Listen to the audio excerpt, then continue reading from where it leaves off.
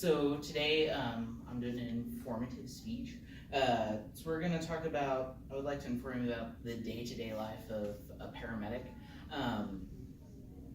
So as a child, I would always be sitting in the car. We would be going down the street and you'd see the fire trucks and the ambulances just come rushing by.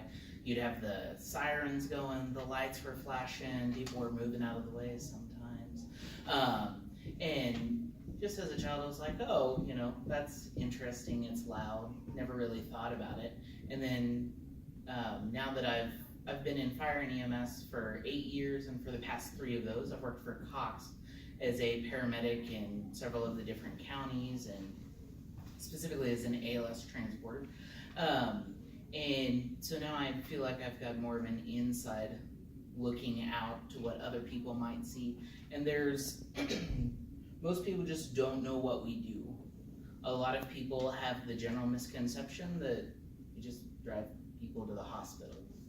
Ambulance drivers don't ever tell that to a paramedic or an EMT, they'd get very mad. So today I'd like to share with you kind of what we do from a day-to-day basis. So let's start off with what a paramedic is. Paramedic, according to the Merriam-Webster Dictionary, is any licensed professional that practices, and this is abridged because it's a really long definition, that practices ALS care, which stands for Advanced Life Support. So this could mean anything from starting an IV to pushing medications to defibrillation. And that just kind of scratches the surface of what they do in general. A lot of paramedics, we look into a lot deeper aspect of what is going on with the patient and how to treat the injury or the illness that's going on. It's not just we arrive at your door, put you on the cot, throw you in the back, and we're gone. There's a lot of treatment that goes on in the back of the ambulance that a lot of people just don't realize. So let's go with what a paramedic's day start to finish generally goes like. In an interview with Nathan Holden, a nationally registered paramedic for Cox, the first question asked him is like, so when you arrive at the station, what's one of the first things that you do?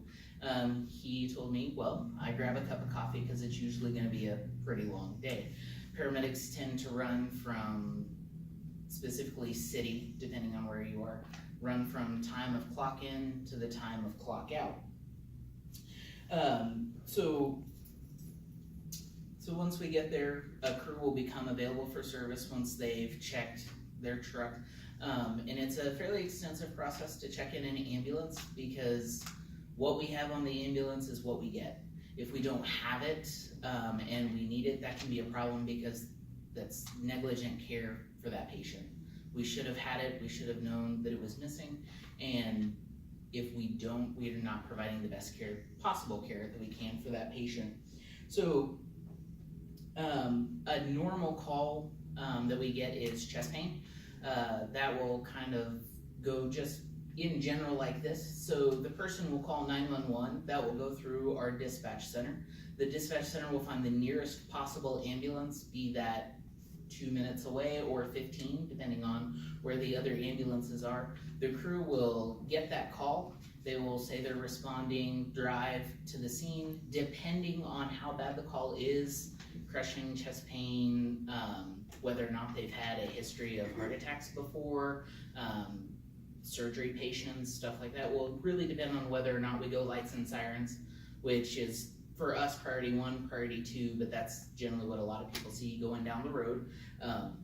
Why a lot of people like fire trucks and ambulances is because they're loud and make a lot of noise and bright and shiny. So we'll get to that patient, and then as soon as we get there, the paramedic will immediately start an assessment.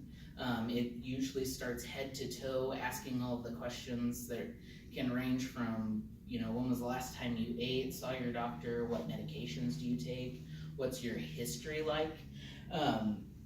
So we'll go from there, we'll get them on the cot and into the back of the ambulance. The care doesn't stop once we've started moving.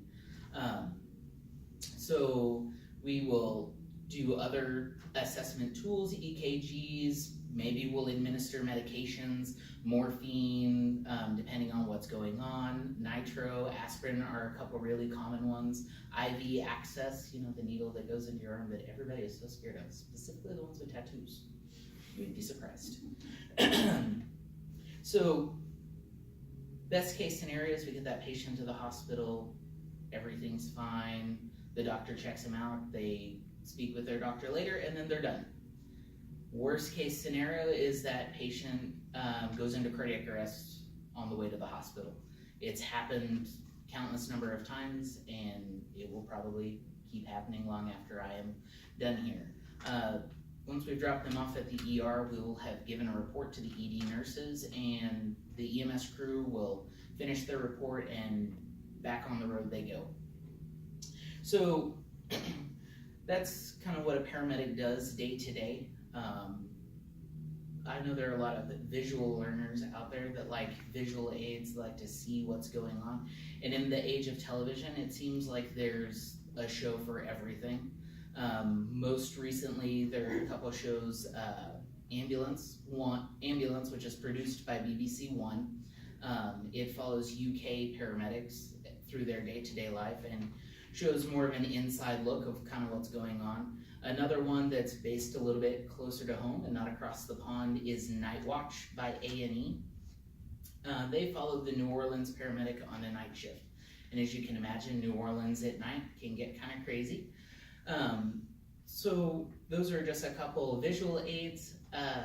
So just kind of in conclusion, I hope I've provided a deeper insight to what a paramedic does day to day, what a paramedic is, and for those that like visual aids, those two shows are fun and they're exciting and provide a deeper look. And if you want more of a hands-on, you guys are always more than welcome to come ride with me on the ambulance. Thank you for your time.